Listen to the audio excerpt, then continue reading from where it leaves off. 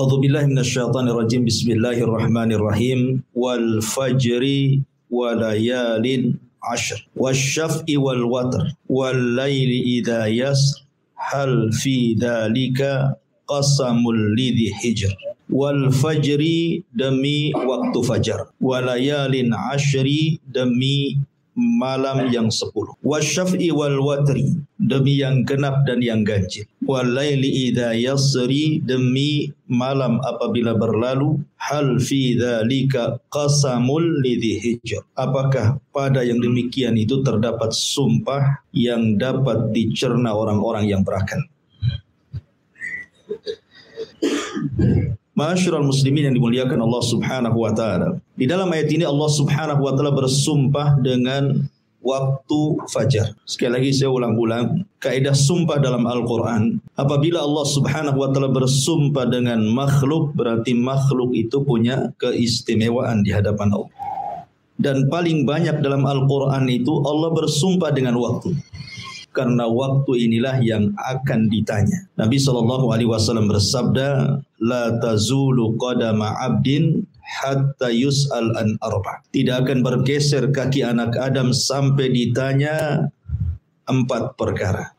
Semua bicara waktu. Pertama, an umrihi fima abna, tentang umurnya, kemana dia habiskan. Yang kedua, wa an syababihi fima abla, tentang masa mudanya kemana dia lampiaskan. Ketiga, an ilmihi fi ma'amila fi, tentang ilmunya sudahkah ia amalkan. Dan mencari ilmu butuh waktu, mengamalkannya juga butuh waktu. Wa an malihi min aina iktasabahu wa fi ma'anfaqahu, tentang hartanya dari mana dan kemana dia belanjakan. Mencari harta juga butuh waktu. Artinya bahwa waktu ini akan ditanya. Makanya dalam Al-Quran paling banyak Allah bersumpah dengan waktu. Wadduha demi waktu duha, wal asri demi waktu asar. Di sini wal fajri demi waktu fajar. Ma'asyiral muslimin yang dimuliakan Allah Azza wa Jalla, mungkin saya akan sedikit panjang lebar bicara tentang waktu fajar karena banyak rahasia di waktu fajar ini, walaupun sebagiannya sering saya jelaskan. Kenapa Allah Subhanahu wa taala sampai bersumpah dengan waktu fajar? Setiap umat itu punya permulaan hari, dan permulaan hari bagi umat Islam itu waktu fajar. Disinilah Allah Subhanahu wa taala pertama kali menurunkan wahyu kepada Rasul di Gua Hira. Kapan? Di waktu fajar. Artinya di waktu inilah Al-Quran pertama kali turun ke dada Rasul. Di waktu ini pula Jibril turun menemui Rasul. Dan di waktu ini pula permulaan kebenaran muncul di tengah-tengah kegelapan jahiliyah. Makanya waktu fajar, waktu yang luar biasa. Di waktu fajar ini pula sejarah bermula masuk Islamnya kalangan jin. Ketika Allah Subhanahu wa taala berfirman, wa id sarafna ilaika nafaran minal jinni yastami'unal qur'ana. Ingatlah ketika kami palingkan kepadamu wahai Muhammad sekelompok dari kalangan jin yang mendengar Al-Quran. Dan dalam surah jin, qul uhiya ilayya annahu istama'a nafarun minal jinni faqalu inna sami'na qur'anan ajaba. Dan telah diwahyukan kepadaku bahwa sekelompok jin itu mereka mendengar Al-Quran dan mereka mengatakan dengan Al-Quran itu amanna bih, kami beriman. Artinya sejarah kaum jin yang beriman kepada Nabi SAW dan Islam itu dimulai waktu fajar. Karena 7 jin nasibin yang dari Yaman itu, yang diutus oleh iblis untuk mencari rahasia kenapa jin tidak bisa naik langit. Karena ketika itu difungsikan bintang-bintang untuk melempar syaitan. Rupanya jin yang diutus iblis ini nyasar ke kebun kurma. Dalam riwayat ke pasar ukat. Lah ketika itu Nabi SAW sedang salat fajar. Maka mereka mendengar Al-Quran dan beriman. Jadi waktu fajar awal permulaan bangsa jin beriman. Dan dengan sebab itulah kemudian Islam menyebar di kalangan jin. Ma'asyiral muslimin yang dimuliakan Allah Subhanahu wa taala. Dan waktu fajar juga Allah Subhanahu wa taala di sini bersumpah dengan kata-kata wal fajri, demi waktu fajar. Waktu fajar adalah satu di antara sekian tanda kebesaran Allah yang Allah Subhanahu wa taala firmankan, qul ara'aitum in ja'alallahu 'alaikumul laila sarmadan ila yaumil qiyamah. Bagaimana pendapat kalian kalau seandainya Allah Subhanahu wa taala jadikan malam itu sepanjang masa sampai kiamat, tidak terbit-terbit fajar? Allah katakan, "Ailahun ma Allah?" Apakah di sana ada Tuhan selain daripada Allah Subhanahu wa taala yang bisa mendatangkan cahaya? Kan tidak ada kecuali Allah. Jadi waktu terbitnya fajar itu artinya permulaan waktu siang, dan itu tanda kuasa Allah Subhanahu wa taala yang bisa merubah malam menjadi siang. Ini kuasa Allah Subhanahu wa taala. Kemudian juga waktu fajar ini juga adalah permulaan ibadah manusia, di mana bagi orang-orang yang berpuasa, setat dia puasa ketika terbit fajar. Sudah tidak boleh makan, tidak boleh minum, menahan hal-hal yang dilarang bagi orang yang berpuasa. Kemudian juga setat awal salat fajar, yang banyak keistimewaan, nanti saya akan jelaskan. Masyarul muslimin yang dimuliakan Allah Subhanahu wa taala, tentu yang dimaksud fajar di sini, karena fajar kan ada dua ya. Ada fajar kadzib, ada fajar shadiq. Fajar kadzib itu maksudnya fajar dusta. Cahayanya masih ada di langit, belum sampai ke bumi. Tapi kalau fajar shadiq, cahayanya sudah sampai di bumi, menerangi atap-atap, jalan-jalan, gang dan yang sebagainya. Itulah yang kita maksud fajar yang kedua, fajar shadiq, atau lebih dikenal dengan waktu subuh ya. Kita tahu bahwa waktu subuh itu adalah waktul harakah, waktu bergeraknya manusia. Makanya ketika Allah Subhanahu wa taala menyebut kalimat wal laili id adbar, kemudian was subhi idza asfar ya. Perhatikan kalimat id di sini. Wal laili id adbar. Kalimat id dan waktu malam ketika adbar berlalu. Id menggunakan sukun. Tapi ketika Allah Subhanahu wa taala menyebut kalimat subuh, was-subhi idza, menggunakan harakat di sini fathah. Idza asfar, ketika mulai terang. Kenapa Allah Subhanahu wa taala mensukun kalimat id ketika bicara malam dan membuat harakat idza ketika bicara siang, bicara subuh, permulaan siang? Karena memang malam itu adalah tempat sukun. Apa sih arti sukun itu? Sukun itu artinya tenang. Malam itu tempat tenang, tempat tidak boleh orang bergerak, karena malam itu banyak bahaya yang mengancam. Makanya kita disuruh beristirahat di rumah. Makanya Allah Subhanahu wa taala mengatakan min syarri ghasiqin idza waqab. Kita disuruh berlindung dari malam apabila sudah mulai gelap, karena kejahatan di malam hari itu banyak sekali. Makanya kita disuruh untuk diam di rumah supaya jangan terkena dengan kejahatan itu. Karena malam itu tempat sukun. Sukun itu artinya tempat tenang, istirahat. Gitu ya. Tetapi ketika Allah bicara tentang subuh, tidak menggunakan sukun, tetapi menggunakan harakat. Idza asfar. Dan harakat itu artinya bergerak. Ya. Karena permulaan bergeraknya manusia itu di waktu subuh. Begitulah Allah Subhanahu wa taala jadikan siang untuk bergerak, dan Allah jadikan malam untuk sukun tenang. Allah katakan wa ja'alna an-nahara ma'asha wa ja'alna al-laila libasa wa ja'alna an-nahara ma'asha, dan kami jadikan malam itu untuk pakaian selimut bagi kalian, sebagaimana Allah jadikan siang itu untuk mencari maisha. Makanya Allah juga membuat suasana dibedakan. Kalau suasana malam itu cenderung dingin, ya kan? Cenderung dingin karena tidak ada matahari, sehingga cocok untuk istirahat ya.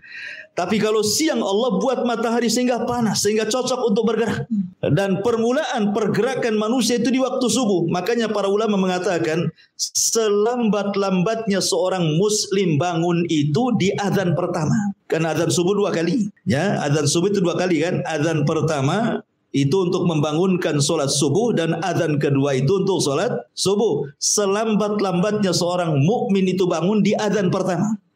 Ya. Jangan sampai bangun di azan kedua. Karena Nabi SAW di azan pertama menghentikan para qiyamul lail dan mengatakan beristirahatlah kalian dan bangunlah bagi orang-orang yang tidur, kata Rasul. Ya, Rasul memerintahkan orang yang qiyamul lail stop di azan pertama, disuruh istirahat karena lelah dia sudah beribadah. Tetapi bagi orang-orang yang tertidur disuruh bangun. Ya, makanya azan pertama itu sudah bangun seorang mukmin untuk persiapan solat subuh, itu maksudnya.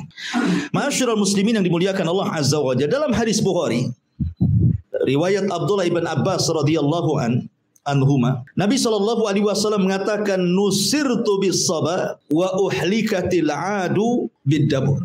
Kata Nabi SAW, aku ditolong dengan angin subuh dan kaum Ad dihancurkan dengan dabur angin sore.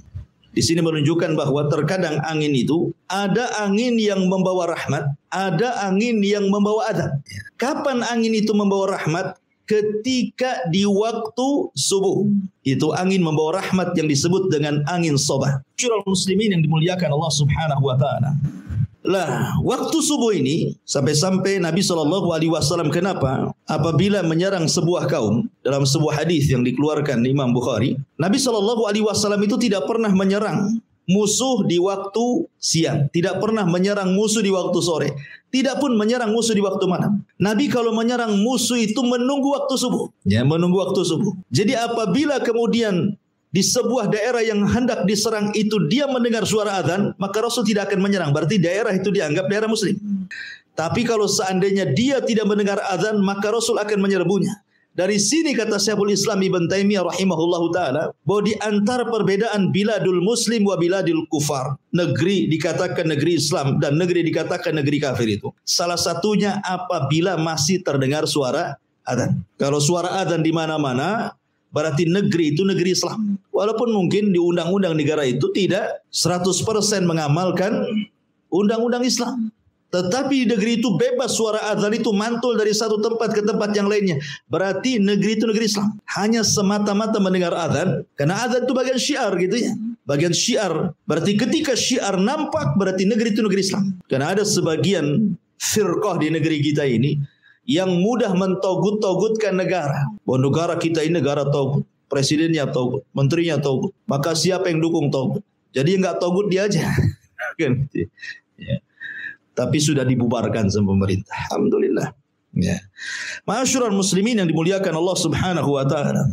Lah, Nabi SAW kalau tidak mendengar suara azan, maka Rasul menyerbu. Makanya dalam surah Al-Adiyat, apa kata Allah Subhanahu wa taala? Fal mughirati subha. Ketika Nabi SAW dihabar khuakan oleh orang-orang munafik, ketika mengirim pasukan Ali dan beberapa orang, kemudian ada kabar bahwa pasukan itu mati, kudanya dirampas dan yang lain sebagainya, Allah turunkan surah Al-Adiyat. Salah satu lafadznya dalam surah Al-Adiyat itu fal mughirati subha, bahwa Ali dan pasukannya itu sedang menyerbu musuh di waktu subuh. Ya, jadi para sahabat mengikuti sunnah Nabi SAW menyerbu di waktu subuh, karena disitulah ada angin kemenangan yang disebut dengan angin sobah, yang diteliti oleh para ilmuwan kedokteran dan kesehatan bahwa angin itu membawa kesehatan yang luar biasa. Ya, angin itu membawa kesehatan yang luar biasa apabila seseorang terkena angin di pagi hari. Makanya sering saya nasihatkan kalau habis subuh buka jendela, buka pintu biar angin itu masuk. Ya, itu angin membawa rahmat dan juga kesembuhan penyakit. Ma'asyiral muslimin yang dimuliakan Allah Azza wa Jalla. Aisyah radhiyallahu anha pernah mengatakan, laqad kana an-nabiy sallallahu alaihi wasallam yusallil fajra fatashhadu ma'ahu nisa'un minal mu'minati mutalaffi'atin bimurutihin thumma yarji'na ila buyutihin ma ya'rifuhunna ahadun minal ghalas. Kata Aisyah radhiyallahu anha, Nabi SAW pernah mengerjakan salat subuh dan hadir wanita-wanita mukminah bersama beliau berselimutkan kain-kain murut, lalu mereka kembali ke rumah-rumah mereka, tidak ada seorang pun yang mengenali mereka karena gelap. Kalau kita melihat hadis-hadis Rasul tentang solat berjamaahnya wanita di zaman Rasul, sahabiah-sahabiah, Anda tidak akan dapat di riwayat mereka solat jamaah di waktu zuhur, di waktu asar, di waktu maghrib, di waktu isya, kecuali subuh. Ya. Coba cek riwayat. Sahabiah-sahabiah itu, mereka di waktu subuh suka ikut berjamaah bersama Nabi. Tapi di solat-solat yang lainnya tidak ada riwayatnya. Bukan berarti kemudian wanita tidak boleh solat berjamaah di masjid, di solat duhur, asar, maghrib bisa boleh, tidak ada masalah. Tetapi di rumah mereka lebih baik kan begitu. Tetapi khusus solat fajar ada riwayatnya. Wanita-wanita itu keluar rumah untuk solat fajar. Kenapa? Sekali lagi karena mencari berkah waktu pagi. Karena Nabi SAW bersabda, Allahumma barik li ummati fi bukuriha. Ya Allah berkahi umatku di waktu paginya. Ya Allah berkahi umatku di waktu paginya. Makanya mereka keluar mencari berkah sepanjang perjalanan dari rumah itu ke masjid. Ya, makanya rugi kalau seandainya orang-orang yang tidak keluar ke masjid dalam melaksanakan sholat fajar. Itu waktu berkah. Ada angin soba di situ. Kemudian di sini juga ada faedah bahwa lihat bagaimana wanita-wanita ini keluar, mereka mengenakan dan menutup jilbab-jilbab mereka. Padahal gelap. Gelap saja mereka pakai jilbab, artinya menutup aurat, apalagi terang gitu ya. Menunjukkan bahwa para sahabiah Nabi SAW teramat sangat malu kepada diri mereka. Gelap-gelap pun mereka pakai menutup aurat semuanya. Apalagi tidak gelap. Ya, sekarang terbalik gitu. Gelap makin dibuka, terang pula ditutup. Ya. Ma'asyiral muslimin yang dimuliakan Allah Azza wa Jalla. Ini secara umum keutamaan waktu fajar. Ya. Kemudian juga waktu fajar ini kalau kita melihat sejarah, Fir'aun itu dihancurkan di waktu fajar. Di tanggal 10 Muharram di waktu fajar, Fir'aun itu ditenggelamkan. Ditenggelamkan oleh Allah Subhanahu wa taala, disaksikan oleh Musa dan Bani Israel. Makanya ketika Musa melihat Fir'aun ditenggelamkan di waktu fajar, dia berpuasa sebagai bentuk syukurnya. Makanya ketika Rasul kemudian hijrah dari Mekah ke Madinah, melihat orang-orang Yahudi sedang berpuasa di tanggal 1 Muharram, di tanggal 10 Muharram itu, kata Rasul, "Ini puasa apa kalian?" Maka orang-orang Yahudi mengatakan, kami berpuasa dalam rangka menghormati Nabi kami Musa karena diselamatkan dari kejaran Fir'aun yang ditenggelamkan kapan? Di waktu fajar di tanggal 10 Muharram. Makanya Musa berpuasa, kami pun berpuasa. Maka Rasul mengatakan, nahnu atau ana ahaqqu bi Musa. Saya lebih berhak menghormati Musa dibandingkan kalian. Maka Rasul pun kemudian berpuasa tanggal 10 Muharram dan memerintahkan sahabatnya untuk berpuasa, dan inilah puasa wajib pertama dalam Islam sebelum ada puasa Ramadan. Tanggal 10 Muharram. Ya kan? Ma'asyiral muslimin yang dimuliakan Allah Azza wa Jalla, adapun keutamaan yang luar biasa salat fajar itu. Orang yang bangun di waktu fajar, maka dia hakikatnya telah keluar dari ejekan dan olokan syaitan. Disebutkan dalam hadis Nabi SAW, apabila seorang mukmin itu tidur di malam hari, maka syaitan akan datang dan akan memberikan waswas. Makanya kita berlindung dari waswas syaitan. Min syarri al-waswasil khannas. Ya. Dari waswas-waswas yang ditimbulkan oleh syaitan dari kalangan jin. Apa waswasnya? Maka syaitan akan datang kepada orang yang tidur itu, kemudian mengencingi telinganya. Setiap dia kencingi telinganya, maka dia akan berikan waswas dan mengatakan, lailun tawilun farkud, kata syaitan itu. Malam masih panjang, tidur saja. Padahal sudah fajar tuh. Masih aja malam masih panjang, tidur saja. Setiap dikencingi ngomong begitu waswas itu. Lah para ulama sudah saya katakan bahwa apa makna setan mengencingi orang itu? Yang pertama artinya setan sedang mengejek orang itu. Coba bayangkan dikencingi, apa enggak diejek itu? Kita saja diludahi, sakit hati kan itu. Apalagi sampai dikencingi itu muka kita. Setan hari-hari mengencingi telinga kita, ini ejekan setan kepada kita. Makna yang kedua artinya setan hendak menyumpat telinga orang tersebut sehingga dia tuli dari kebenaran. Apapun nasihat kepada dia ditolaknya. Makanya orang yang jarang sholat fajar maka keras hatinya dan sulit mendapatkan nasihat. Karena sudah tuli itu, sudah dikencingi hari-hari oleh syaitan sehingga peka telinganya, mau nerima kebaikan. Makna yang ketiga, hakikat artinya syaitan betul-betul mengencingi telinganya. Maka orang yang bangun di waktu fajar, pertama dia berzikir setelah bangun, maka hilang satu ikatan. Ya. Kemudian dia pun berwudu, maka hilang dua ikatan. Kemudian dia pun salat fajar, maka hilang tiga ikatan. Dalam hadis Nabi SAW mengatakan, selain setan mengencingi orang yang tidur, setan pun mengikat tengkuk setiap orang yang tidur. Lah tengkuk inilah ketika diikat, sengaja diikat supaya susah bangun, supaya lewat subuh gitu, maksudnya diikat tengkuknya itu. Terkadang dimimpikan oleh syaitan supaya orang ini tidak bangun. Makanya ketika dia terbangun hilang satu ikatan. Ketika dia berwudu hilang dua ikatan. Ketika dia solat hilang tiga ikatan. Kata Nabi SAW, maka orang ini akan menjadi tayyibun nafsi nasyatan. Maka dia akan semangat hidupnya, tahu jalan hidupnya, dan hatinya akan bersih, tidak ada kedengkian. Tetapi kalau dia tidak bangun, maka sebaliknya kata Nabi SAW, wa illa khabithun nafsi kaslan, dia menjadi pemalas dan juga hatinya dikotori dengan hasad dan kedengkian. Bahkan sebagian para ulama mengatakan khabithun nafsi artinya akan banyak masalah-masalah yang menimpa tanpa tahu apa sebabnya. Jadi orang yang tidak pernah sholat subuh itu akan banyak masalah itu. Ya. Ma'asyiral muslimin yang dimuliakan Allah Azza wa Jalla. Adapun tentang khususnya sendiri, ya, bahwa waktu fajar itu ada solat fajar.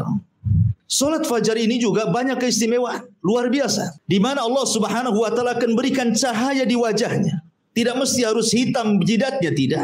Ya. Tetap Allah Subhanahu wa taala berikan cahaya bukan hanya di dunia saja, tapi juga di akhirat. Kan Nabi sallallahu alaihi wasallam mengatakan, "Basyaril masya'ina fi dzulumatil laili bin nuri tama yaumal qiyamah." Kabar gembirakan kepada orang-orang yang berjalan di malam hari, maksudnya untuk melaksanakan fajar, bahwa dia akan mendapatkan cahaya yang sempurna pada hari kiamat. Dan itu yang kita inginkan. Karena ketika orang itu meniti titian siratal mustaqim, yang paling dihajatkan itu cahaya. Ya. Itulah yang paling dihajatkan ketika meniti siratal mustaqim. Orang yang sholat fajar, dia akan diberikan cahaya sempurna. Sehingga dia bisa menyeberangi titian dengan sempurna. Kemudian juga tidak ada pahala yang dilipat gandakan dalam sholat kecuali sholat fajar dan asar. Itu dilipat gandakan tuh pahalanya. Fajar dan juga asar. Kenapa demikian? Karena malaikat-malaikat yang mencatat kebaikan di malam hari dan malaikat-malaikat yang mencatat kebaikan di siang hari itu perjumpaannya itu di solat fajar. Jumpanya itu di solat fajar. Jadi solat malaikat malam naik, malaikat siang turun. Lah itu jumpanya ketika manusia sedang solat fajar. Makanya Nabi SAW mengatakan ketika Allah Subhanahu Wa Taala bertanya kepada para malaikat yang mencatat kebaikan di malam dan siang itu, ma taraktum ibadi. Sedang apa kau tinggalkan hamba-hambaku? Maka kemudian malaikat-malaikat siang dan malam mengatakan atainahum wa hum yusallun wa taraknahum wa hum yusallun. Kami datang mereka sedang solat, kami tinggalkan mereka sedang solat. Artinya solat fajar dicatat oleh malaikat malam plus dicatat oleh malaikat siang. Didobelkan pahalanya. Apalagi kemudian di antara sebab orang itu mudah masuk surga adalah orang yang menjaga solat fajar. Kata Rasulullah SAW, man hafadha ala baradaini dakhalal jannah. Siapa yang menjaga dua solat maka dijamin masuk surga. Maksudnya kata para ulama baradaini di sini salatul fajri wa salatul asri. Solat fajar dan solat asar. Ya, jadi solat fajar salah satunya adalah penjamin orang masuk surga. Bahkan lebih daripada itu, kata Nabi SAW, man shallal fajri fi jama'atin, thumma qa'ada yadhkurullaha hatta tatlu asy-syamsu, thumma shalla rak'ataini kanat ka ajri hajjatin wa umratin tamman.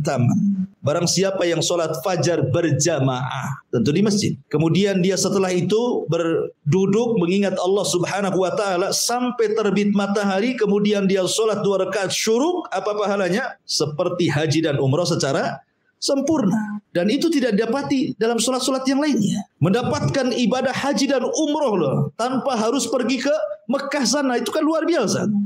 Hanya duduk setelah solat fajar sampai terbit matahari.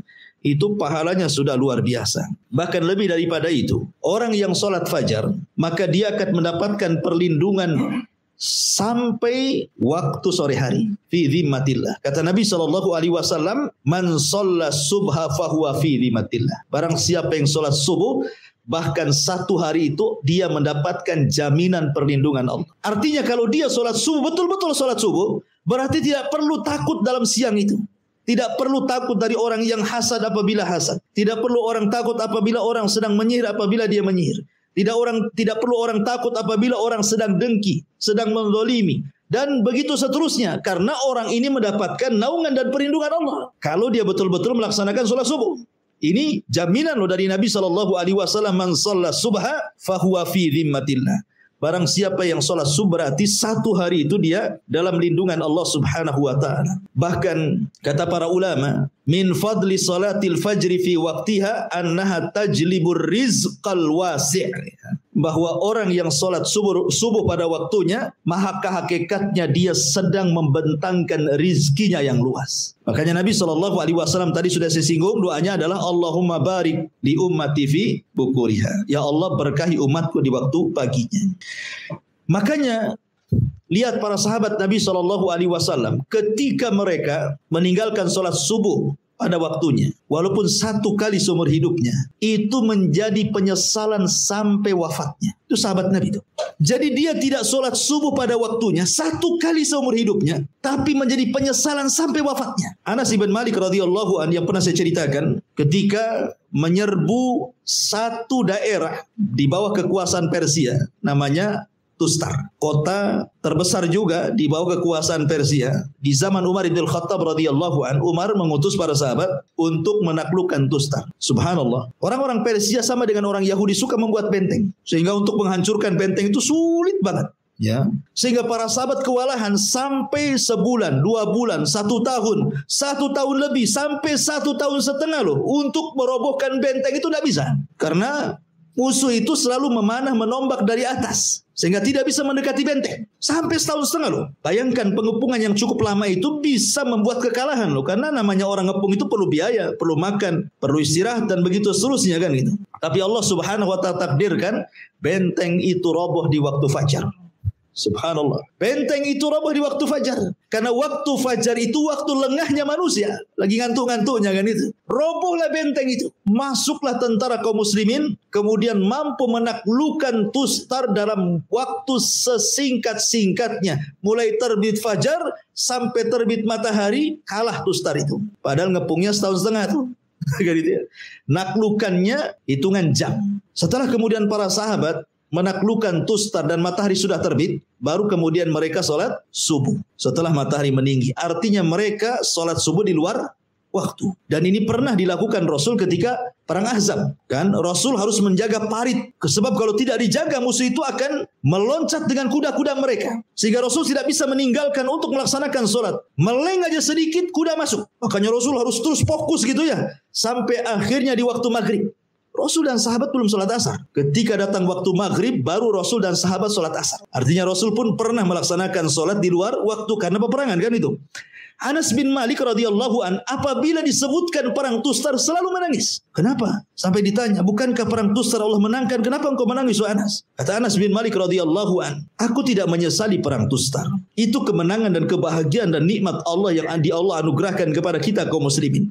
Tapi aku menangis apabila disebutkan perang Tustar karena ketika itu aku tidak sholat subuh pada waktunya melainkan setelah terbit matahari. Dan itu menjadi penyesalan Anas ibn Malik sampai wafatnya. 1 kali loh ya, dia tetap sholat, cuman sholat di luar waktu. Dan itu pun karena darurah, namanya perang. Ya. Ada waktu-waktunya tidak bisa kita melaksanakan sholat khauf ketika genting-gentingnya perang. Makanya Rasul pun pernah meninggalkan asar dan waktu sholat asar di waktu maghrib. Begitu juga sahabat sholat fajar ketika terbit matahari. Artinya ada kemimpinan satu subuh kan. Secara hukum fikih tidak ada masalah. Anas bin Malik radhiyallahu anhu dan bagi para sahabat yang lain bahwa sholat tepat waktu itu apalagi sholat fajar itu sesuatu yang berharga bagi mereka. Jangankan sholat wajibnya, sholat sunnahnya saja lebih baik dibandingkan dunia dan isinya kan itu. Rakaatai al-fajri khairun minad dunya wa ma fiha. Salat rakaat fajar saja lebih baik dibandingkan dunia dan isinya. Yang namanya dunia dan isinya kan macam-macam. Ada mobil, ada rumah mewah, ada tanah macam-macam ya. Tapi tidak lebih baik daripada 2 rakaat sunnah fajar. Kalau 2 rakaat sunnah fajar saja itu segitu pahalanya, gimana subuhnya yang merupakan kewajiban Allah Subhanahu wa taala. Makanya kenapa salat sunnah 2 rakaat fajar itu disebut rakaataini khafifataini, 2 rakaat yang diringankan. Tidak boleh panjang-panjang, ya. Makanya ditentukan kan bacaannya. Rakaat pertama qul ya ayyuhal kafirun kan itu ya. Rakaat yang kedua qul huwallahu ahad, ya.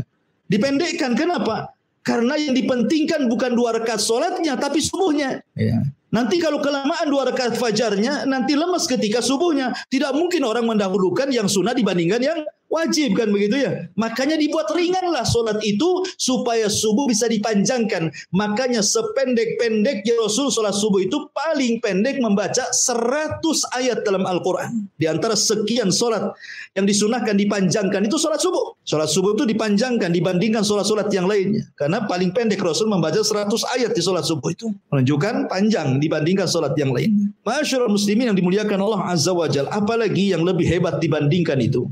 Orang yang menjaga solat fajar ikhwan, itu akan mendapatkan kenikmatan yang paling besar dari semua nikmat yang ada di dunia dan semua nikmat yang ada di surga. Dia akan mendapatkan kenikmatan yang lebih besar dibandingkan semua nikmat yang ada di bumi. Bahkan semua nikmat yang ada di surga. Apa itu? Ru'yatullah, memandang wajah Allah. ketika Nabi SAW berkumpul bersama para sahabatnya, kemudian melihat bulan purnama. Apa kata Rasulullah? Kata Nabi SAW, innakum satarawna rabbakum kama tarawna hadzal qamar la tudamuna fi ru'yatihi fa istata'tum alla taghlibu ala salati qabla tulu'i syamsi wa qabla ghurubiha faf'alu, kata Rasulullah. Kalian akan melihat Rabb kalian sambil melihat bulan, kata Rasul. Kalian akan melihat Rabb kalian seperti kalian melihat bulan itu. Tidak berdesak-desakan. Ya kan? Kalau lihat bulan kan enggak berdesak-desakan kan? Karena tinggal nengok aja ke atas nampak bulan kan. Rasul ingin menyamakan cara melihat, bukan Allah seperti bulan, bukan. Cara melihat. Ya. Kemudian kata Nabi SAW, kalau kalian ingin, ya, alla taghlibu ala salati qabla tulu'il fajri wa qabla ghurubihi faf'alu. Kalau kalian ingin melihat Allah Azza wa Jalla, ya, maka jangan pernah terkalahkan untuk melaksanakan salat sebelum terbit matahari, maksudnya subuh, dan sebelum terbenam matahari waktu, artinya salat asar. Bahwa orang yang menjaga dua salat ini sebab terbesar kita mendapatkan kenikmatan yang jauh lebih nikmat dibandingkan surga itu sendiri. Apalagi nikmat dunia berupa ru'yatullah Azza wa Jalla, melihat dan memandang wajah Allah Subhanahu wa taala. Masyarul muslimin yang dimuliakan Allah Subhanahu wa taala. Kemudian juga waktu fajar ini salah satunya adalah salatul fajri taqi min adzabillahi wa ghadabi wa iqabi. Bahwa salat fajar itu bisa menghindarkan dari azab Allah, kemarahannya, bahkan iqabnya. Dan salatul fajar min asbabin najati minan nar. Salat fajar itu di antara penyebab seseorang terhindar dari neraka. Tentu ada beberapa perkara yang membantu kita untuk bangun di waktu fajar. Secara global ada 5. Yang pertama, jangan lupa baca doa sebelum tidur. Karena itu hal yang bisa membangunkan kita di akhir malam. Kemudian yang kedua, jangan bermaksiat sebelum tidur. Karena maksiat itu yang membuat orang tidak bisa bangun di waktu subuh. Kemudian yang ketiga, berusaha untuk membayangkan keistimewaan solat fajar yang sudah saya jelaskan. Kalau bangun di solat fajar itu waktu yang sangat istimewa. Orang kalau sudah tahu keutamaannya pasti ingin mengejarnya. Maka rasakan keutamaan solat fajar supaya mudah bangun. Kemudian yang keempat, al-hirsu ala nafsi sifatil munafiqin ala nafsi. Berusaha kalau saya tidak bangun subuh berarti ada sifat munafik dalam dada saya. Saya tidak hendak jadi munafik. Maka dia akan berusaha untuk bangun. Kemudian yang terakhir tentu kita bisa meminta tolong kepada, kalau yang sudah punya istri atau pasangan, atau kita bisa minta tolong pada handphone gitu ya, dibuat alarm gitu ya, supaya mudah bangun. Makanya di sini karena sedemikian rupa pahala ibadah di waktu fajar ini, dan waktu fajar sendiri adalah waktu yang sangat istimewa, makanya Allah Subhanahu wa taala bersumpah wal fajri, demi waktu fajar. Ini yang pertama. Kemudian Allah mengatakan walayalin ashri, layalin ashri. Ada 4 penafsiran. Layalin ashri, malam yang 10 itu apa saja? Yang pertama, malam yang 10 itu artinya menurut saya Imam Ibn Utsaimin rahimahullahu taala, dan ini yang dikuatkan pendapatnya oleh beliau, maksudnya malam 10 di sini artinya 10 malam akhir Ramadan. Tanggal 20 Ramadan sampai selesai disebut Ashrul Awakhir, malam-malam akhir Ramadan, 10 awal Ramadan. Kenapa Allah Subhanahu wa taala jadikan sumpah? Karena di 10 malam akhir Ramadan terdapat malam terbaik dalam setahun yang disebut dengan Lailatul Qadar. Makanya dijadikan sumpah walayalin ashri. Ini satu pendapat. Pendapat yang kedua, maksudnya layalin ashri di sini artinya 10 awal bulan Dzulhijjah. Diitlaqkan malam mencakup siang. Ya, jadi kalimat malam tidak mesti harus malam. Bisa juga disebut siang, karena dalam bahasa Arab ini terkadang kalimat yang sama, contoh namanya baina likulli adzanaini salatun, baina kulli adzanaini salatun. Di antara dua adzan itu ada salat. Maksudnya adzan yang pertama adzan yang kita ma'ruf, adzan yang kedua maksudnya qomat gitu ya. Jadi apabila disebut malam itu juga mencakup siang. Makanya ketika para ulama membahas ada enggak qobliyah Jumat, ada enggak hukum qobliyah Jumat ya, menjadi khilaf para ulama. Ada yang mengatakan ada qobliyah Jumat, berdalil dengan setiap dua adzan itu ada solat di situ. Maksudnya adzan dan qomat. Mereka berada dengan dalil ini. Tetapi bukan qobliyah yang dimaksud para ulama. Jadi yang membolehkan qobliyah Jumat itu bukan artinya solat rawatib, bukan. Bukan solat rawatib kayak ba'diyah qobliyah, bukan. Maksudnya hadis di antara dua adzan itu solat, maksudnya solat nafilah, solat sunnah. Itu maksudnya ya. Jadi antum boleh solat di antara dua adzan, ya. Kalau mamanya untuk menghindari fitnah kan gitu. Kita di mana? Kadang-kadang kalau kita duduk terfitnah pula kan. Jadi kita melaksanakan solat sebelum Jumat itu bukan rawatib, ingat ya. Bukan rawatib, tetapi solat sunnah. Dalilnya ini di antara dua adzan itu ada solat maksudnya ya. Dan adzan pertama, adzan itu ya adzan yang kedua itu maksudnya qomat. Ya, ini bagi yang berpendapat bolehnya solat sebelum Jumat, tetapi bukan rawatib niatnya.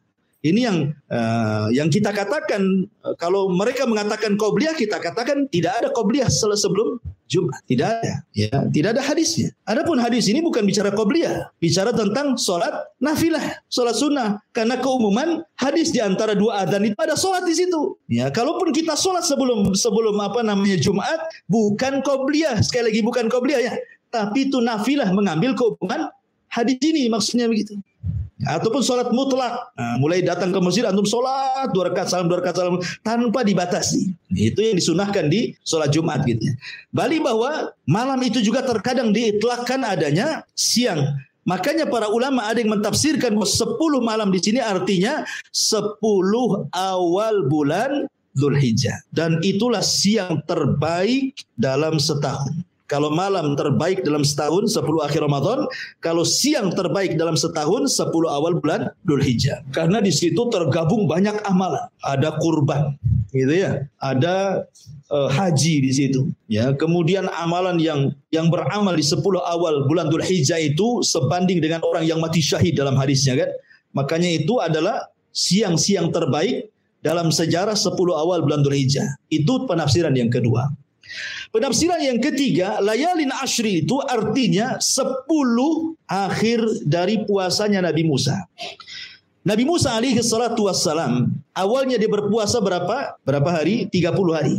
Thalathina lailan. Jadi ingat, syariat dulu dengan syariat sekarang beda ya. Kalau Musa itu puasa malam. Kalau syariat Nabi Musa itu puasa di malam hari. Tapi kalau syariatnya kita puasa di siang hari, dan puasa di siang hari jauh lebih afdal dibandingkan puasa di malam hari. Jadi malam itu untuk mereka, siang untuk kita. Nabi Musa alaihi salatu wassalam puasa di malam hari sampai 30 hari.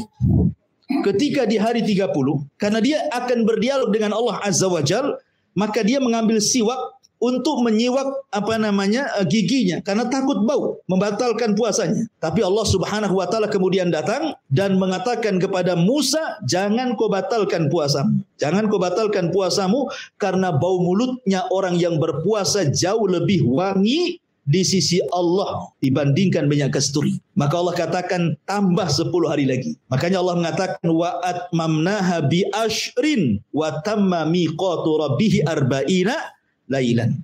Maka Musa pun menyempurnakan 10 hari lagi sehingga sempurnalah dari 30 menjadi 40 malam. Disitulah turun Taurat. Jadi 10 malam di sini artinya 10 malam akhir daripada puasanya Nabi Musa. Ya, akhir daripada puasanya Nabi Musa. Ini penafsiran yang ketiga. Penafsiran yang terakhir adalah yang dimaksud layalin ashri di sini adalah 10 awal bulan Muharram. 10 awal bulan Muharram itu masuk pada penafsiran walayalin ashri. Walaupun sekali lagi pendapat Syekh Utsaimin rahimahullah taala cenderung kepada lail di sini artinya 10 akhir bulan Ramadan. Ini ayat yang kedua. Wal fajri walayalin ashri. Kemudian Allah mengatakan wasyaf'i wal watr. Wasyaf'i wal watr. Demi yang genap dan yang ganjil. Apa maksudnya demi yang genap dan yang ganjil ini? Ada yang mengatakan maksudnya yang ganjil itu Allah. Allah kan ahad satu. Adapun yang genap itu adalah makhluknya. Karena ketika Allah Subhanahu wa taala menciptakan makhluk pasti berpasang-pasangan, ya kan? Ada langit, ada bumi, ada lautan, ada daratan, ada jin, ada manusia, ada perempuan, ada laki-laki. Nah, pasti berpasang-pasangan itu, ya. Makanya Allah Subhanahu wa taala berfirman kan ketika min kulli syai'in khalaqna zaujaini dalam surah Az-Zariyat ayat 49, min kulli syai' wa min kulli syai'in, dan dari segala sesuatu yang Allah ciptakan itu khalaqna zaujaini, pasti kami akan ciptakan berpasang-pasangan. Berarti yang genap itu makhluk, karena makhluk berpasang-pasangan kan, genap dia. Dua-dua, ya kan, langit bumi dua, darat laut dua, gitu ya. Gelap terang dua, gitu. Genap maksudnya witir itu Allah sang Khalik, adapun yang genap itu maksudnya makhluknya. Jadi Allah bersumpah dengan dirinya dan juga dengan makhluknya. Penafsiran yang kedua, maksudnya yang witir di sini Allah bersumpah dengan Adam. Adam itu witir. Satu, ya, karena Allah Subhanahu wa taala tidak menciptakan dari ibu bapak. Adam itu diciptakan sendirian oleh Allah Subhanahu wa taala. Kemudian setelah itu Allah ciptakan Hawa dari tulang rusuknya menjadi genap. Berarti yang witir itu Adam, yang genap itu Adam dan Hawa dan seluruh keturunannya. Allah bersumpah dengan Adam dan juga Hawa. Kemudian yang ketiga, maksudnya witir ini adalah semua sifat, maksudnya witir itu sifat Allah, tetapi genap itu sifat makhluk. Maksudnya begini, Allah Subhanahu wa taala ketika mengeluarkan kita dari perut ibu kita, wallahu akhrajakum min butuni ummahakum la ta'lamuna syai'a wa ja'ala lakumus sam'a wal absara wal afida, kan itu. Ketika Allah menciptakan kita, dikeluarkan dari perut ibu kita, kita tidak mengetahui sesuatu. Sama sekali tidak punya apa-apa. Bahkan pendengaran pun tidak mendengar, penglihatan pun tidak melihat, ya kan? Kemudian hati pun tidak berakal. Baru sedikit demi sedikit setelah dia besar sedikit, mulailah pendengaran melihat. Kemudian pendengaran mendengar, penglihatan melihat. Kemudian hati mulai berpikir. Kemudian diberikan ilmu. Terus sampai dia tua, maka Allah akan kembalikan sebagaimana dia dilahirkan. Ketika sudah tua mulai rabun, ya kan? Ya, kemudian mulai peka. Ngomong harus keras-keras, ya. Mulai pikun. Padahal dulu orang paling cerdas dulunya. Nah, dikembalikan tuh sifat bayinya ke ketua. Tapi Allah Subhanahu wa taala witir, ya. Allah tidak pernah didahului dengan kebutaan kemudian melihat, atau setelah melihat buta, tidak. Allah itu akan senantiasa melihat dan melihat dan melihat dan melihat, ya. Tidak didahului dan juga tidak diawali dengan perkara-perkara kebalikan daripada melihat. Laisa kamitsli syai'un wa huwas samiul basir. Itu juga penafsiran yang ketiga. Penafsiran yang keempat, maksudnya Asy-Syaf'i wal Watr ini mencakup semua ibadah. Contoh sholat, ada yang ganjil, ada yang genap. Maghrib ganjil, kan itu ya. Kemudian Isya genap. Ya. Kemudian puasa Ayyamul Bid ganjil, ya kan, 3 hari saja kan. Senin Kamis genap, gitu ya. Ramadan juga terkadang digenapkan, terkadang diganjilkan, tergantung melihat bulan. Ya, jadi semua ibadah itu mencakup ibadah. Namanya genap ganjil itu semua ibadah tercakup padanya kalimat Asy-Syaf'i wal Watr.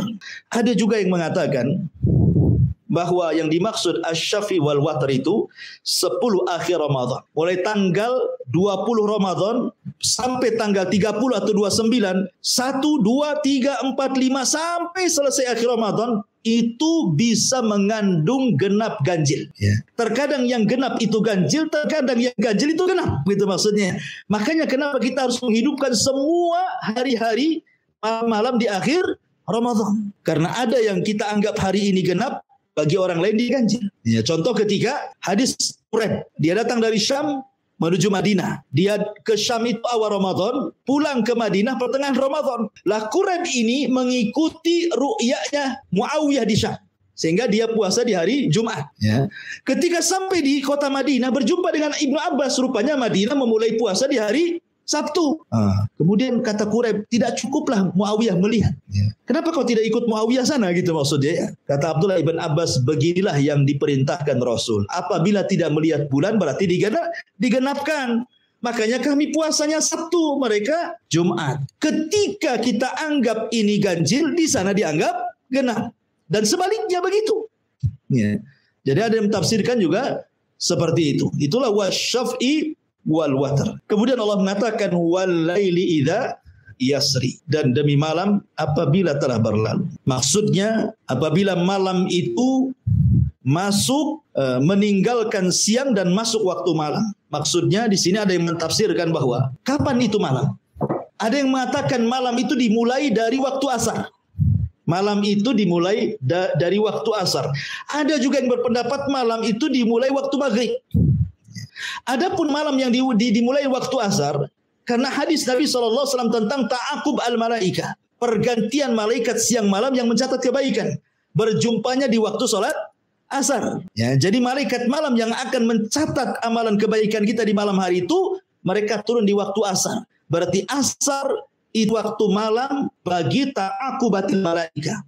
Ya, pergantian malaikat siang dan malam dimulai waktu asar. Disitulah waktu dicatatnya 2 pahala malaikat siang dan malam. Makanya sebagian ulama mengatakan malam itu dimulai waktu asar. Berarti kalau kita cerita tentang i'tikaf, berarti masuknya di waktu asar. Ketika kita bicara tentang Lailatul Qadar, berarti Lailatul Qadar itu dimulai di waktu asar. Gitu maksudnya. Bagi pendapat ini. Ya. Pendapat yang kedua, tidak, malam itu di waktu maghrib. Ketika terbenam matahari itulah malam. Ya, itulah malam gitu. Jadi ada 2 pendapat tentang apa itu malam. Ya, malam itu maksudnya setelah maghrib. Karena disitulah ada waktu sholat maghrib. Nanti terus ke malam lagi ada isya, ke malam lagi ada witir ya, setelah isya sampai sepertiga malam sampai subuh. Jadi banyak amalan di malam hari. Dan saya sudah jelaskan bahwa ibadah di malam hari lebih afdal dibandingkan ibadah di siang hari. Makanya Allah jadikan sumpah malam itu dalam suratul Fajr. Kemudian yang paling utama tentu di malam hari adalah 10 akhir atau sepertiga akhir malamnya. Kan malam itu kan ada permulaan, ada pertengahan, ada akhir. Yang paling utama dari malam itu adalah akhir malam, sepertiga malam akhir. Disinilah rahasia rizki, rahasia berkah, rahasia umur, rahasia macam-macam di sini. Ya, ketika Allah turun ke langit dunia, kemudian mengatakan siapa yang minta ku kasih, siapa yang berdoa ku kabulkan, siapa yang minta ampun ku ampuni. Maka kalau orang bangun di sepertiga malam, mintalah sesuatu yang akan berlalu setelah terbit fajar sampai terbenam matahari kembali. Disitulah rahasianya, ya, di sepertiga malam akhir. Dan yang terakhir Allah mengatakan di sini, hal fi dzalika qasamul lidzi hijr. Apakah pada yang demikian itu terdapat sumpah yang dapat diterima orang-orang yang berakal? Tentu orang yang berakal akan memanfaatkan hal-hal yang sudah saya jelaskan di sini. Ya, betapa banyak keutamaan waktu fajar, 10 malam, ya kan? Kemudian asy-syafi wal watar dan ibadah-ibadah di malam hari. Tentu kalau dia berakal akan mengambil pelajaran dari itu semuanya. Kecuali orang yang tidak berakal tentu tidak akan mengambil dari sumpah-sumpah Allah yang 4 ini. Wallahu alam, ini di antara surah Al-Fajr ayat 1 sampai 5.